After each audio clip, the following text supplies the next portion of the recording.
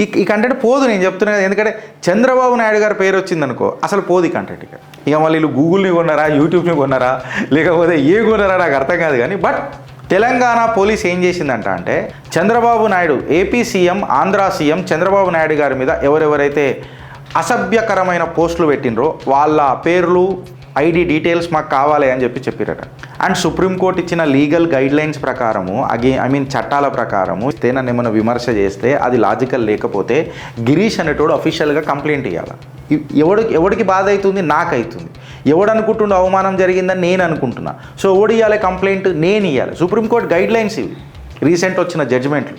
అత్యుత్సాహం మన తెలంగాణ పోలీసు వాళ్ళు ఈ డీటెయిల్స్ రాసి ఎక్స్కి ఎందుకు రాసిండ్రు, అబ్యూజివ్ పోస్టులు ఎందుకు అడిగినరు చర్చిద్దామా వద్దా ఫ్రెండ్స్? తెలంగాణలో ఈ ఆంధ్ర సీఎం పంచాయతీ ఏంది? తెలంగాణ ముఖ్యమంత్రి అయ్యి ఆంధ్రప్రదేశ్ నీళ్ల మంత్రి ఎవరైనరు అని అంటే రేవంత్ అన్న అయ్యిండు. తెలంగాణ ముఖ్యమంత్రి అయ్యి అలా ఆంధ్ర రాష్ట్ర హోమ్ మినిస్టర్ ఎవరైనరు అని అంటే రేవంత్ రెడ్డి అయ్యిండు.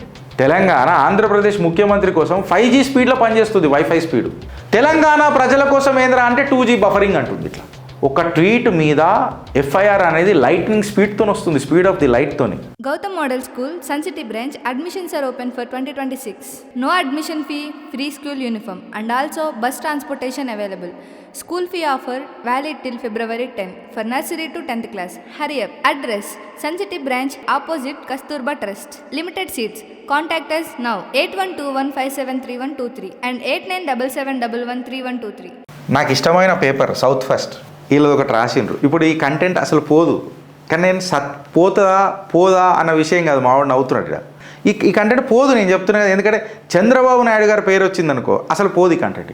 ఇక మళ్ళీ వీళ్ళు గూగుల్ని కొన్నారా, యూట్యూబ్ని కొన్నారా, లేకపోతే ఏ కొన్నారా నాకు అర్థం కాదు. కానీ బట్ చెప్పే బాధ్యత నాది, నేను చెప్తా. తెలంగాణ పోలీస్ ఏం చేసిందంట అంటే, మన ట్విట్టర్ ఉంది కదా, అంటే ఇప్పుడు ఎక్స్, దానికి ఒక లెటర్ రాసిందట. ఏమన్నానంటే, Chandrababu Naidu AP CM, Andhra CM Chandrababu Naidu గారి మీద ఎవరెవరైతే అసభ్యకరమైన పోస్టులు పెట్టినరో వాళ్ళ పేర్లు, ఐడి డీటెయిల్స్ మాకు కావాలి అని చెప్పారట. నాకేమనిపించిందంటే, తెలంగాణ పోలీసు వాళ్ళకు ఆంధ్ర రాష్ట్ర సీఎం మీద ఏం మాట్లాడుకుంటుండ్రో ఎందుకో అది వేరే విషయం. ఇరు రాష్ట్రాలు కలిసి ఉండాలా, అందరం అది పక్కకు పెడితే రాజకీయాలలో విమర్శ అనేది సర్వసాధారణం. అండ్ సుప్రీంకోర్టు ఇచ్చిన లీగల్ గైడ్లైన్స్ ప్రకారము చట్టాల ప్రకారము ఎవరికైతే ఇప్పుడు ఫర్ ఎగ్జాంపుల్ నన్ను ఎవడన్నా తిడితే, నన్ను ఎవడన్నా చేస్తే, నన్ను ఏమైనా విమర్శ చేస్తే అది లాజికల్ లేకపోతే గిరీష్ అనేటోడు అఫీషియల్గా కంప్లైంట్ ఇవ్వాలి. నా తరఫు నుంచి వచ్చి మా పోరాడు ఇచ్చినా కానీ నడవదు అది. ఎవడికి బాధ అవుతుంది? నాకు అవుతుంది. ఎవడు అనుకుంటుండో అవమానం జరిగిందని నేను అనుకుంటున్నా. సో ఎవడు ఇవ్వాలి కంప్లైంట్? నేను ఇవ్వాలి. సుప్రీంకోర్టు గైడ్లైన్స్ ఇవి, రీసెంట్ వచ్చిన జడ్జిమెంట్లు. నల్లబాలు కేసులో కూడా గిదే కథ. మళ్ళా అత్యుత్సాహం మన తెలంగాణ పోలీసు వాళ్ళు ఈ డీటెయిల్స్ రాసి ఎక్స్కి ఎందుకు రాసిండ్రు, అబ్యూజివ్ పోస్టులు ఎందుకు అడిగినరు చర్చిద్దామా వద్దా ఫ్రెండ్స్? ఎందుకంటే ఇవాళ తెలంగాణలో ఈ ఆంధ్ర సీఎం పంచాయతీ ఏంది నేను అడుగుతున్నా. ఇరు రాష్ట్రాలకు ముఖ్యమంత్రులు ఉన్నా ఆంధ్ర రాష్ట్రానికి హోంమంత్రి లెక్క మన రేవంత్ రెడ్డి ఎందుకు ప్రవర్తిస్తున్నాడు అనేది ఒక పెద్ద $1 మిలియన్ క్వశ్చన్ అయింది నాకు. ఇవాళ తెలంగాణ ముఖ్యమంత్రి అయ్యి ఆంధ్రప్రదేశ్ నీళ్ల మంత్రి ఎవరైనరు అని అంటే రేవంత్ అన్న అయ్యిండు. తెలంగాణ ముఖ్యమంత్రి అయ్యి అలా ఆంధ్ర రాష్ట్ర హోమ్ మినిస్టర్ ఎవరైనరు అని అంటే రేవంత్ రెడ్డి అయ్యిండు. నేను ఎందుకు అడుగుతున్నా ఈ ముచ్చట అని అంటే, అంత అత్యుత్సాహం ఏమొచ్చింది అని అడుగుతున్నా. నేను పోలీసులను తప్పు పడతలేను పాపం. ఇప్పుడు నేను గిరీష్ నువ్వు పోలీసులను ఎందుకు తప్పు పట్టవు ప్రతిసారి అంటే ఒక మాట చెప్తా. నేను చిన్నప్పుడు కాదు, మా నాయనలు చిన్నప్పుడు ఉన్నప్పటి నుంచి ఒకటి కేసు నడుస్తున్నది. ఏంటంటే పోలీస్ని స్వచ్ఛంద సంస్థ చేసేయాలంటే ఆటోనమస్ బాడీ చేసేసేయాలి. ఈ రాజకీయ నాయకులు పోలీసు వాళ్ళని నిడిచిపెడతారా ఆటోనమస్ బాడీ లెక్క? జ్యుడిషియరీ అంటే ఎందుకు భయపడతారు చెప్పురు? అది ఆటోనమస్, వాళ్ళ డెసిషన్స్ వాళ్ళు తీసుకుంటారు, వాళ్ళ ఇంప్లిమెంటేషన్ వాళ్ళు తీసుకుంటారు, ఆ ఇన్స్టిట్యూషన్. ఇప్పుడు ఈ వ్యవస్థ ఏంటంటే ఆటోనమస్ కాదు, రాజకీయ నాయకుల వాళ్ళ చేతులలోనే పనిచేయాలి, వాళ్ళు చెప్పింది చేయాలా, లేకపోతే వాళ్ళకి పనిష్మెంట్ పోస్టింగ్లు జరుగుతాయి. రాజకీయ నాయకుడు అనేది వీళ్ళ చరిత్ర రాస్తాడు, వీళ్ళ జీవితాలు రాస్తాడు. ఇప్పుడు నా ప్రాబ్లం ఏందనంటే, చట్టాలైనా చుట్టాలైనా ఎవడైనా సరే అది రాజ్యాంగబద్ధంగా ఉండాలి కదా. సెలెక్టివ్ లా అంటేనే అగ్గి చుట్టుకుంటుంది. ఇక్కడ సెలెక్టివ్ లా ఇప్పుడు తెలంగాణ గవర్నమెంట్ ఎట్లా పనిచేస్తుంది తెలుసా? తెలంగాణ గవర్నమెంటు ఏపీ కోసం, ఆంధ్రప్రదేశ్ కోసం, ఆంధ్రప్రదేశ్ ముఖ్యమంత్రి కోసం, తెలంగాణ ఆంధ్రప్రదేశ్ ముఖ్యమంత్రి కోసం 5G స్పీడ్లో పనిచేస్తుంది, వైఫై స్పీడ్.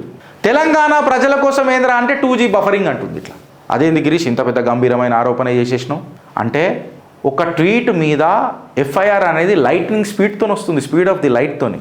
మళ్ళీ నేనేం అడుగుతున్నా, మా ముత్యాలమ్మ ఫైలు, మా భూలక్ష్మి మాత ఫైలు, మా పెద్దమ్మ తల్లి కేసు, మా సీతారాంపూర్లో జరిగిన అన్యాక్రాంతము, ఫిలిం నగర్ హనుమాన్ టెంపుల్ మీద ఇంకా ఈ ప్రభుత్వము బఫరింగ్, లోడింగ్, సిట్టేమాయ్ ఏమాయ్, తెలంగాణలో ఇష్యూస్ లేవా?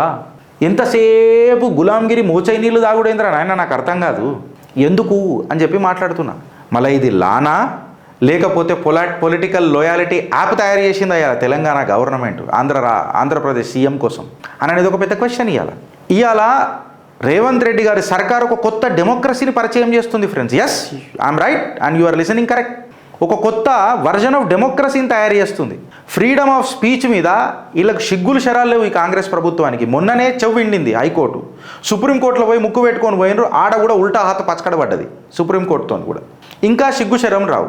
Freedom of speech is, terms and కండిషన్స్తో ఉంటుంది. You should not be abrasive. అంటే కాంగ్రెస్ ప్రకారం ఏంది తెలుసా, ఇవాళ కాంగ్రెస్ ఇంకా ఇన్ఫ్యాక్ట్ ఇప్పుడు ఆంధ్రప్రదేశ్ ముఖ్యమంత్రిని కూడా తీసుకోవాలి కదా, నేను తీసుకోవాలనంటే ఖచ్చితంగా. ఏందనంటే అగర్ కూడా నువ్వు వీళ్ళని పొగడు, మా మీద కూడా గదే పంచాయతీ కదా, అరే ఇది ఇవి మంచినీళ్ళు కావరా, ఇవి మురికి నీళ్ళు అని అన్నందుకే కదా మా మీద దాడులు.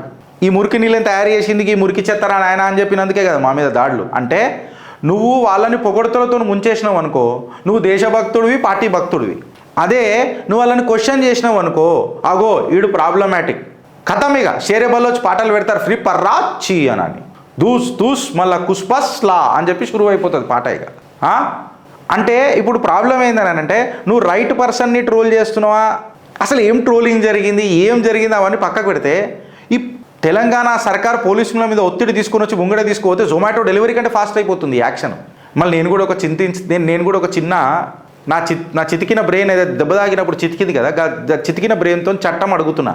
మా మీద దాడి జరిగే 4 రోజులు దాడి జరిగే ఇంటికి వచ్చి 120 మంది నేనే దాడి చేసిన అని చెప్పబట్టే కొంతమంది 4 దర్వాజాలు 3 దర్వాజాలు వలగొట్టి లోపలికి వచ్చే, మళ్ళీ గిరీష్ గారు బెడ్ మీద గుంజుకోపోయి అని చెప్పి గంభీరమైన ఆరోపణలు చేసినాయి కొన్ని సిగ్గుతప్పిన ఆత్మలు. మళ్ళీ మా మీద మాకేం న్యాయం జరిగిందిరా నాయనా అని చెప్పి మాట్లాడితే మాకు లేదు. కానీ ఈ ట్వీట్ల మీద ఆంధ్ర సీఎం మీద ఎవరెవరు రాసిండ్రు, అరే మేము తెలంగాణ ప్రజలం కాంగ్రెస్కి ఓటేసినాం రా అయ్యా, కాంగ్రెస్ని గెలిపించుకున్నాం రా ఆయన. గిరీష్ నువ్వు ఎప్పుడు ఓటేసినావు, నువ్వేమన్నా కాంగ్రెస్కి ఓటేస్తావా అంటే నేను వేయకున్నా తెలంగాణ ఉన్నాయి కదరా నాయన అంటే నేను మాట్లాడే హక్కు లేదు అరవై నాకు ఈ తెలంగాణలో. ఎందుకు ఇంత అర్జెన్సీ అని అడుగుతున్నా నేను. తెలంగాణ ప్రభుత్వం అడగాల, మళ్ళీ తెలంగాణ ప్రభుత్వం చేతుకున్న పోలీసులను అడగాల. నేను అడుగుతున్న సైబర్ పోలీస్కి ఏదో ఆంధ్ర ముఖ్యమంత్రి మీద ఏమో అసభ్యకరమైన పోస్టులు పెట్టిరట, వాళ్ళ పేర్లు ఐడీలు కావాలట. ఇది లా ఎన్ఫోర్స్మెంటా అని నేను అడుగుతున్నా. ఎందుకంటే సుప్రీంకోర్టు క్లియర్ కట్గా చెప్పింది కదా, తిట్టిపుచ్చుకున్నోడికి బాధ లేదు, తిట్టినోడికి బాధ లేదు. ఈ మధ్యలో ఉన్న వాళ్ళకి ఎందుకు? ఇది నేనంటలే, సుప్రీంకోర్టు గైడ్ లైన్స్ ఉన్నాయి. మళ్ళీ వస్తారా డిబేట్కి? నేను రెడీ. ఇది లా ఎన్ఫోర్స్మెంట్ అంటారా రేవంత్ రెడ్డి గారు మీ సర్కార్ని, లేకపోతే పొలిటికల్ సిగ్నలింగ్ అంటారా? సైబర్ క్రైమ్ యూనిట్స్ ఏవైతే ఉంటాయి కదా రాష్ట్రంలో, జనరల్గా ఏదైనా కంప్లైంట్ ఇస్తేనే వాళ్ళు యాక్ట్ చేస్తారు. ఒక ఫార్మల్ కంప్లైంట్ ఇవ్వాలా డైరెక్ట్. అప్పుడు ఇప్పుడు నేను అడుగుతున్నా, ఫార్మల్ కంప్లైంట్ ఇచ్చిరు కరెక్టే, బట్ డైరెక్ట్ జ్యూరిస్డిక్షన్ ఉందా? ఇలా అఫెక్టెడ్ పార్టీ ఎవరిడా? వీళ్ళ కథనాల ప్రకారం ఆంధ్రప్రదేశ్ రాష్ట్ర ముఖ్యమంత్రి కదా. మళ్ళీ ఆంధ్రప్రదేశ్ రాష్ట్ర ముఖ్యమంత్రి తెలంగాణ రాష్ట్ర ముఖ్యమంత్రికి నువ్వు కంప్లైంట్ రాయి బేటా అని చెప్పి గురుదక్షిణ కోసం తెలంగాణ రాష్ట్ర ముఖ్యమంత్రి కంప్లైంట్ రాసిండా? అట్లా రాష్ట్రం వర్తించదు కదా చట్ట ప్రకారం. మళ్ళీ ఎందుకంటే ఆంధ్రప్రదేశ్ రాష్ట్ర ముఖ్యమంత్రి పనిచేయాలి. ఇక్కడ ఆంధ్ర రాష్ట్ర సీఎం, తెలంగాణ రాష్ట్ర సీఎం అని చెప్పి నేను మాట్లాడతలే, చట్టం మాట్లాడుతున్నా. ఇది ఎక్కడ కూడా పబ్లిక్లో క్లారిఫై చేయలే కదా. అందుకనే నేను చిట్టా ఇస్తున్నా.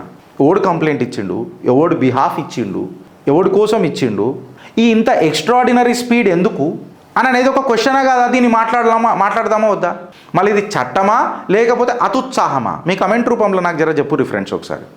నేను ఒప్పుకుంటా ఏందనంటే ఇరు రాష్ట్రాల మధ్యలో కోఆపరేషన్ ఉండాలా. ఇళ్ళల్లో ఉండాలి కోఆపరేషన్, నీళ్ళల్లో ఉండాలా.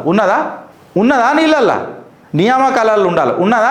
నిన్నగాక మొన్న ఒక పెద్ద పీడిఎఫ్ సర్క్యులేట్ అయింది. తెలంగాణలో మొత్తం ఏపీ బ్యూరోక్రాట్స్ వస్తున్నారు, ఏపీ ఐఏఎస్ ఆఫీసర్లు వస్తున్నారు అనేది అది నిజమో అబద్ధమో మనకు తెలియదు. అది నేను అందులో పెద్దగా పట్టించుకోను. బ్యూరోక్రసీ అనేది ఎక్కడైనా ట్రాన్స్ఫర్ అవుతారా అయ్యా? అందులో ఆంధ్ర తెలంగాణ పంచాయతీ ఎందుకు మళ్ళా? కరెక్టా రాంగ్? నేను చట్టానికి వ్యతిరేకం ఓను ఫ్రెండ్స్, నేను చట్టానికి కట్టుబడే ఉంటా. నీళ్ళ పంచాయతీ ఏంది, నియామకాల పంచాయతీ ఏంది, నిధుల పంచాయతీ ఏంది, దీని మీద వీళ్ళకేమున్నది అని అంటే నాకు తెలియదు. వీళ్ళిద్దరు ఇరువు పక్కన. నేనేమంటున్నా అంటే నీళ్ళ పంచాయతీ చేసిన ఏపీ సీఎంకి ఇక్కడ ఆయన మీద ఎవరు అసభ్యతరంగా పోస్టులు పెట్టిరు అని అంటే మన ప్రభుత్వము మళ్ళీ ఎవరు గైడ్ చేసిర్రు పోలీస్ ఆఫీసర్లకు అనేది ఒక పెద్ద క్వశ్చన్. నేను పోలీసు వాళ్ళని తప్పు కూడా పట్టేయడం, నేను డైరెక్ట్గా చెప్తున్నా. పోలీస్ కంప్లైంట్ ఇస్తేనే యాక్ట్ చేస్తుంది, లేకపోతే మీదికైనా ప్రెషర్ వస్తేనే యాక్ట్ చేస్తుంది. ఫ్రెండ్స్, నేను ఒక ఘటన చూసిన, నేను మీకు ఒక విషయం చెప్తున్నా. తెలంగాణ పోలీస్ అంటే నాకు ఎందుకు గర్వమో చెప్తా. నేను ప్రత్యక్ష సాక్షాడ.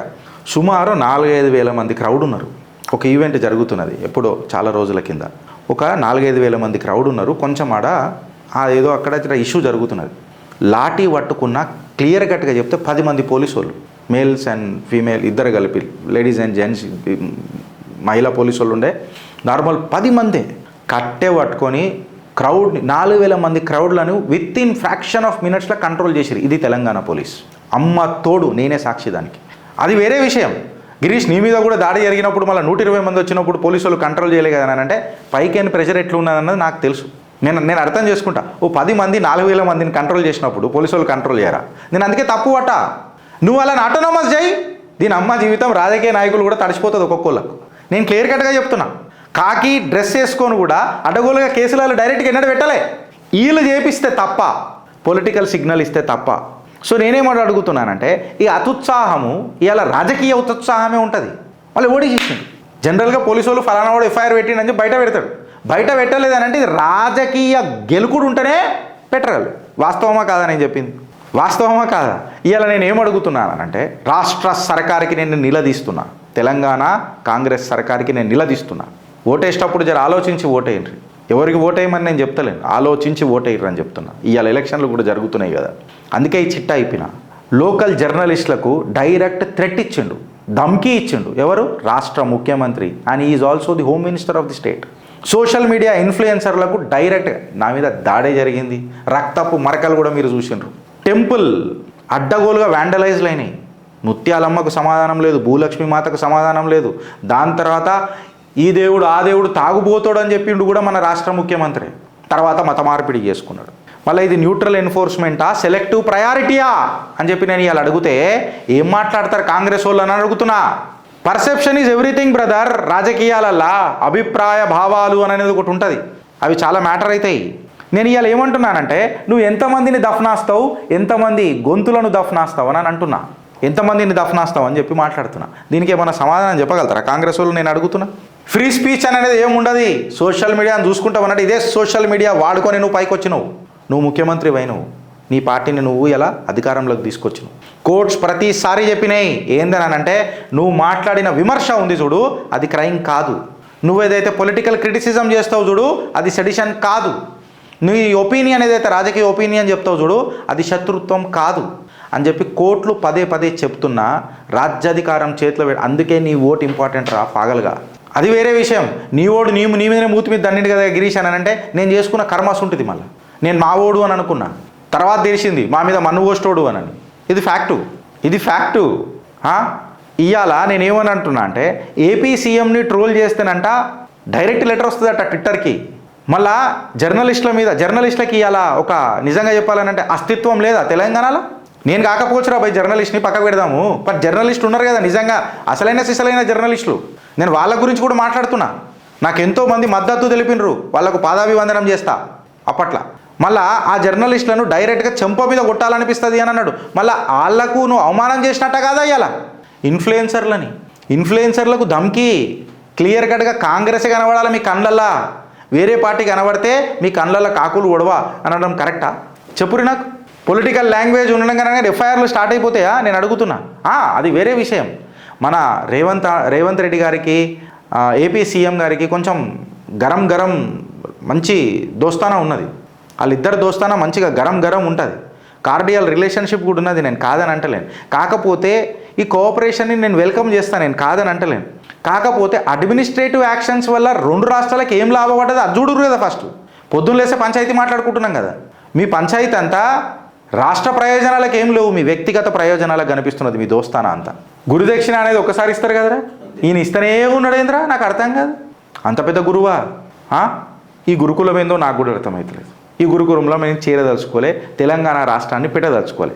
ఈ సింబాలిజం నగర్ ఇంటర్ప్రిట్ చేసి చూస్తే మీరు ఒక ఇన్స్టిట్యూషన్ని, ఒక వ్యవస్థని, ఒక పోలీస్ యంత్రాంగాన్ని వాడుకుంటలేరా ప్రతిసారి? దీనికంటే సిగ్గుచేటేమని ఉన్నదా ఫ్రెండ్స్? ప్రజలు సైలెంట్గానే ఉంటారు, కాకపోతే ఏడ నొక్కాలనో ఆడ నొక్కుతారు. ఇది ఫ్యాక్ట్. ఇవాళ ఒక ఎక్స్పాండెడ్ క్వశ్చన్ ఉంది కాంగ్రెస్ ముంగట. మళ్ళీ దాడులు జరిగిన జర్నలిస్ట్ మీద యాక్షన్ లేకపోయా. ధ్వంసమైన దేవాలయాల మీద ఒక ఒక ఒక జస్టిఫికేషన్ లేకపోయా.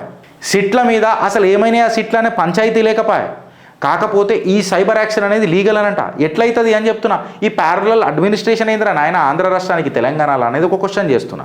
తెలంగాణ ప్రజలకే ఈడ రక్షణ లేనప్పుడు ఆంధ్రప్రదేశ్ రాష్ట్ర ముఖ్యమంత్రికి ఈడే ఎందుకు రక్షణ ఉంటుంది అనేది ఒక క్వశ్చన్. రక్షణ అని అంటే అది నిజంగానే ఆయనని ఏదన్నా ఇంటిమిడేషన్ మాటలు మాట్లాడి ఆయన ప్రాణహాని కలిగిస్తా అని చెప్పి మాట్లాడి అసభ్యకరమైన భాషలు మాట్లాడితే ఖచ్చితంగా కేసులు బుక్ చేయాలి.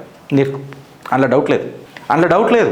ఆడు నా దుష్మన్ అయినా నా దోస్త్ అయినా ఖచ్చితంగా కేసులు బుక్ చేయాలి. You don't have a right to offend anybody. Law is very clear and the supreme court citations are very much clear. ఇప్పుడు నేనేం అడుగుతున్నానంటే ఈ సెలెక్టివ్ జస్టిస్ అనేది ఏంది అని చెప్పి మాట్లాడుతున్నాను. కాంగ్రెస్ సోషల్ మీడియా కంపెనీ ప్రజలతో నడిపించాలని చూస్తుందా అని చెప్పి మాట్లాడుతున్నా. ఎందుకనంటే మీ మీద నమ్మకం అని అనేది రాను తుప్పు పట్టిపోతున్నది రేవంత్ రెడ్డి గారు. మీకు ఇది అర్థమవుతలేదు. ఇన్స్టిట్యూషన్స్ అనేటివి మీ చుట్టాలు కాదు, మీకు రిలేషన్షిప్లు ఉన్నట్టు పెట్టుకోనికే. లివ్ ఇన్ రిలేషన్షిప్లు కాదు పోలీసు వాళ్ళతో మీరు నడపాలని అంటే. పంచాయతీలు కావు, లివ్ ఇన్ రిలేషన్షిప్లు ఉన్నాయి అధికార పార్టీ పోలీసు వాళ్ళతో. పాపం వాడుకుంటున్నారు మీరు అలా వ్యవస్థని ప్రెషర్ చేసి. You are not letting them work in a pleasure mode.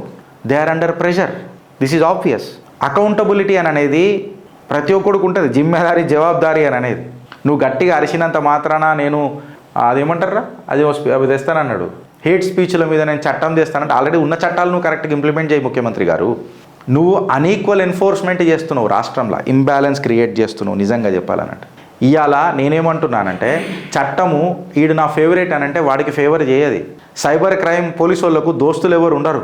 అట్లనే క్లియర్ కట్గా చెప్పాలనంటే ఇచ్చే జడ్జిమెంట్లు ఏవైతే ఉన్నాయో చూడు, దానికి పొలిటికల్ కోఆర్డినేట్స్ ఉండయి, రాజకీయ అంకెలు ఉండయి. దానికి కేవలం న్యాయమైన ధర్మమైన అంకెలు ఉంటాయి. అట్లాంటి జడ్జిమెంట్లు వచ్చినాయి.